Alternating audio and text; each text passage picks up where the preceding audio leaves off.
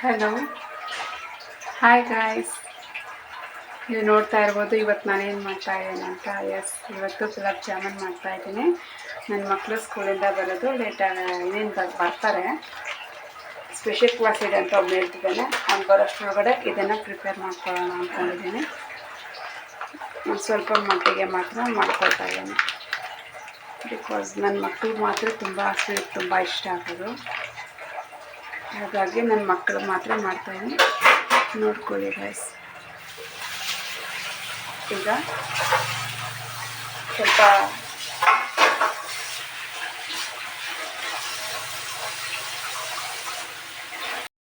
ನಿಮಗೆಲ್ಲ ಸುಲಭ ಆಗಲಿ ಅಂತ ಈಸಿ ಸ್ಟೆಪ್ಪಲ್ಲಿ ಹೇಳ್ಕೊಡ್ತೇನೆ. ನಮಗೆ ರೆಡಿಮೇಡೇ ಸಿಗುತ್ತೆ ಗುಲಾಬ್ ಜಾಮೂನ್ ಪೌಡರು.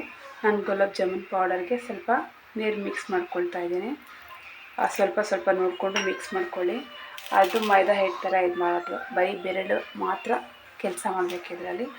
ಆಗ ಉಂಡೆನೂ ಸಹ ಚೆನ್ನಾಗಿ ಬರುತ್ತೆ, ರೌಂಡ್ ಶೇಪಲ್ಲಿ ಬರುತ್ತೆ, ಯಾವುದೇ ರೀತಿ ಇದಾಗಲ್ಲ. ನಾನು ಗಂಟು ಕಟ್ಟಿರೋಂಥದ್ದನ್ನೆಲ್ಲ ಬಿಡಿಸ್ಕೊಂಡಿದ್ದೀನಿ ಆಯಿತಾ.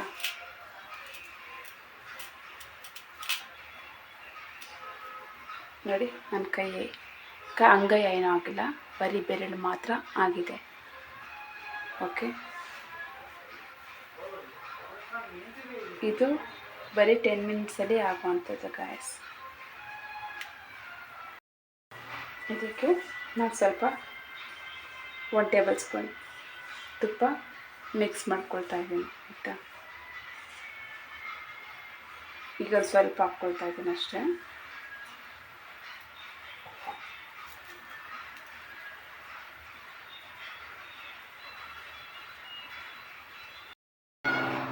ಈಗ ಒಂದು ಸ್ವಲ್ಪ ಹಾಕ್ಕೊಳ್ಳೋಣ. ನೋಡಿ, ಒಂದು 2 ಹನಿ ಅಷ್ಟು, 2 ಹನಿ ಹಾಕ್ಕೊಳ್ತಾ ಇದ್ದೀನಿ. ಮಿಕ್ಸ್ ರೆಡಿ ಆಗಿದೆ ನಂದು. ರೆಡಿ ಗುಲಾಬ್ ಜಾಮೂನ್. ಇದಕ್ಕೆ ಒಂದು ಬೌಲ್ನ ಮಿಕ್ಸ್ ಮಾಡ್ಕೊಳ್ತಾ ಇದ್ದೀನಿ. ಸರಿ, ಇದು ಒಂದು 5 ನಿಮಿಷ ಆದಮೇಲೆ ನಾವು ಉಂಡೆ ಕಟ್ಟೋಣ ಆಯಿತಾ. ಅಷ್ಟೊತ್ತಿಗೆ ನಾವು ಸಕ್ಕರೆ ಪಾಕಕ್ಕೆ ಮೆಜರ್ಮೆಂಟು ನಿಮಗೆ ತೋರಿಸ್ತೀನಿ. ಈಗ ನಾವು ಈ ಹಿಟ್ಟನ್ನು ತಗೊಂಡು, ಈಗ ಸ್ವಲ್ಪ ಉಬ್ಬಿದೆ ಆಯಿತಾ. ಉಬ್ಬಿರೋದಕ್ಕೆ ಒಂದು ಸ್ವಲ್ಪ ತುಪ್ಪ ಹಾಕಿದ್ದೀನಿ. ನೆನೆಸ್ಕೊಂಡು ಉಂಡೆಗಳನ್ನ ಮಾಡ್ಕೊಳ್ಳೋಣ ಬನ್ನಿ ವೀಕ್ಷಕರೇ.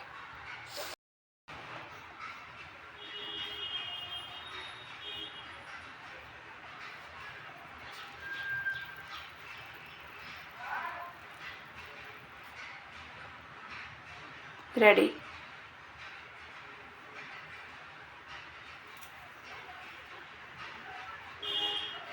ನಾವು ಯಾವ ಸೈಜ್ ಮಾಡಿರ್ತೀವೋ ನೆಕ್ಸ್ಟು ಅದೇ ಸೈಜೇ ಮೇಂಟೈನ್ ಮಾಡ್ಕೊಂಡು ಹೋಗಬಹುದು. ಇಲ್ಲ ಅಂತಂದರೆ ಅವ್ರಿಗೆ ಯಾವ್ಯಾವ ಸ್ಟೈಲ್ ಇಷ್ಟ ಆಗುತ್ತೋ ಶೇಪ್ಸು, ಆ ಶೇಪಲ್ಲೂ ಸಹ ಮಾಡ್ಕೊಂಡು ಹೋಗ್ಬೋದು. ಒಂದು ಕಡೆ ಪಾಕ ಕುದೀತಾ ಇದೆ.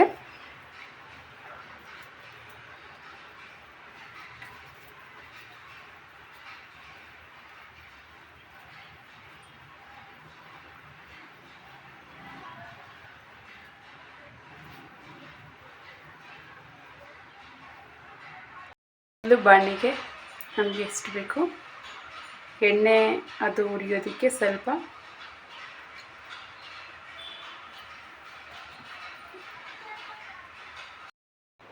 ನೋಡಿ ಸ್ನೇಹಿತರೆ. ಈಗ ಎಷ್ಟಾಗಿದೆ?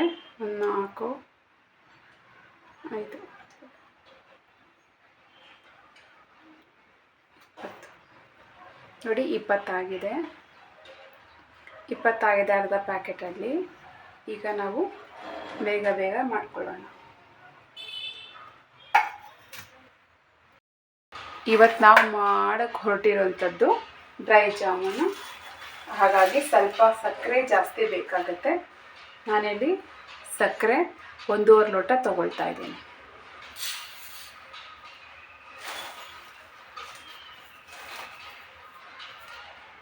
ನೋಡಿ, 1.5 ಲೋಟ.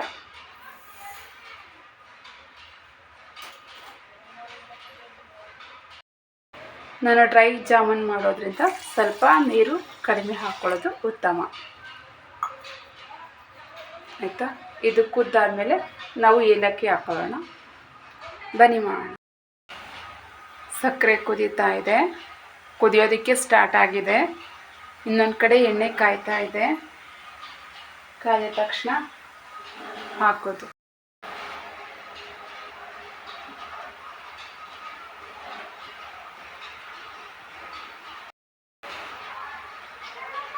ಏಲಕ್ಕಿ, ಸಕ್ಕರೆ ಕುದೀತಾ ಇದೆ, ಅದಕ್ಕೆ ನಾನು ಏಲಕ್ಕಿ ಹಾಕ್ಕೊಳ್ತಾ ಇದ್ದೀನಿ. ರೆಡಿಮೇಡ್ ಪೌಡ್ರ್ ಸಿಗೋದ್ರಿಂದ ನಮಗೆ ಬೆನಿಫಿಟ್ಸ್ ತುಂಬ ಇದೆ. ಯಾಕಂದರೆ ವರ್ಕ್ ಹೋಗೋರು ಸಹ ತುಂಬ ಇರ್ತಾರೆ. ಸೊ ಕೆಲಸ ಮಾಡೋರು ಜಾಸ್ತಿ ಇರೋದ್ರಿಂದ ಅಂಥವ್ರಿಗೆಲ್ಲ ಇದು ತುಂಬ ಹೆಲ್ಪ್ ಆಗುತ್ತೆ. ಈ ರೆಸಿಪಿ ರೆಡಿಮೇಡ್ ಮಾಡಿರ್ತಾರಲ್ವ, ಹಾಗಾಗಿ ಅದು ಸಿಗೋದ್ರಿಂದ ತುಂಬ ಒಳ್ಳೆಯದು. ಆ್ಯಂಡ್ ಮಾಡ್ಕೊಂಡು ಟೇಸ್ಟ್ ನೋಡಿ ಫ್ರೆಂಡ್ಸ್, ನೀವೇ ಕಳೆದೋಗ್ತೀರ, ಅಷ್ಟು ಸೂಪರಾಗಿರುತ್ತೆ, ತುಂಬ ಚೆನ್ನಾಗಿರುತ್ತೆ.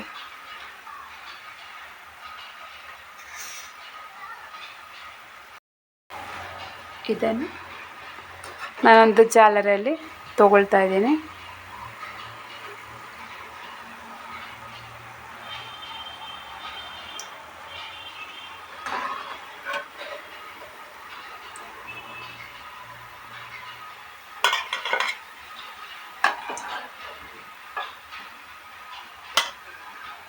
ನೆಕ್ಸ್ಟು ಹಂತಕ್ಕೆ ಹೋಗೋಣ.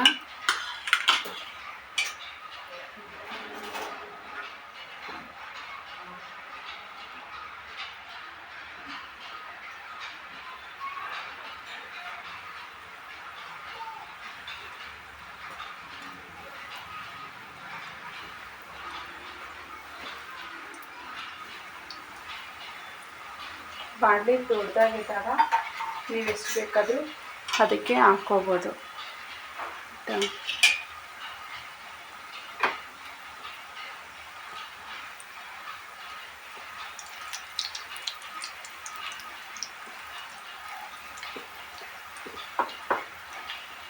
ನಾವು ಇದರಲ್ಲಿ ಇದು ಮಾಡೋದಕ್ಕಿಂತ ಜಸ್ಟ್ ನಾವು ಈ ಸ್ಟ್ಯಾಂಡಲ್ಲಿ ಈಗ ಶೇಕ್ ಮಾಡೋದು ತುಂಬ ಬೆಟರ್. ಯಾಕಂದರೆ ಒಡೆದೋಗೋ ಚಾನ್ಸಸ್ಸು ಇರುತ್ತೆ ಇದರಲ್ಲಿ, ಅದಕ್ಕೋಸ್ಕರ.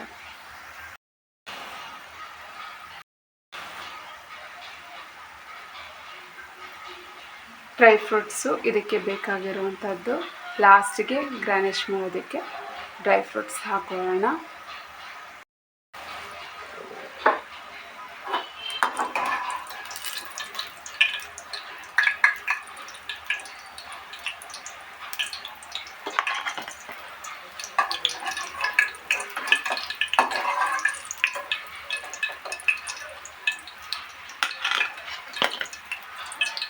ಈಗ ನಾವು ಸ್ಟವ್ನ ಆಫ್ ಮಾಡ್ಕೊಳ್ಳೋಣ.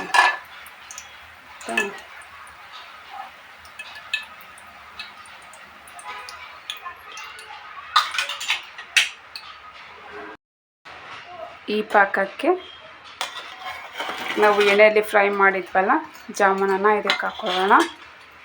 ಜೊತೆಗೆ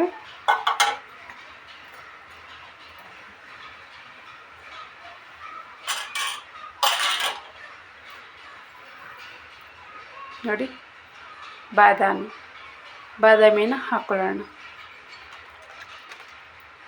ಇಷ್ಟೇ ಫ್ರೆಂಡ್ಸ್. ಒಂದು 10 ನಿಮಿಷ ಆದಮೇಲೆ ರೆಡಿ ಆಗುತ್ತೆ ಡ್ರೈ ಜಾಮೂನ್. ಯಾರೆಲ್ಲ ನಮ್ಮ ಚಾನಲ್ನ ನಾನು ಹೊಸ್ದಾಗಿ ಸ್ಟಾರ್ಟ್ ಮಾಡಿದ್ದೀನಿ ನೋಡಿ, ನಮ್ಮ ಚಾನಲ್ನ ನೋಡಿ ವೀಕ್ಷಣೆ ಮಾಡಿ ಹಾಗೂ ಸಪೋರ್ಟ್ ಮಾಡಿ, ಸಬ್ಸ್ಕ್ರೈಬ್ ಮಾಡಿ. ಏನಾದ್ರು ತಪ್ಪಿದ್ದಲ್ಲಿ ಕ್ಷಮಿಸಿ. ಓಕೆ, ಟಾಟಾ, ಬಾಯ್. ನೋಡಿ ನಮ್ಮ ಡ್ರೈ ಜಾಮೂನ್ ಸವಿಯಲು ಸಿದ್ಧವಾಗಿದೆ. ಇದು ಡ್ರೈ ಜಾಮೂನ್.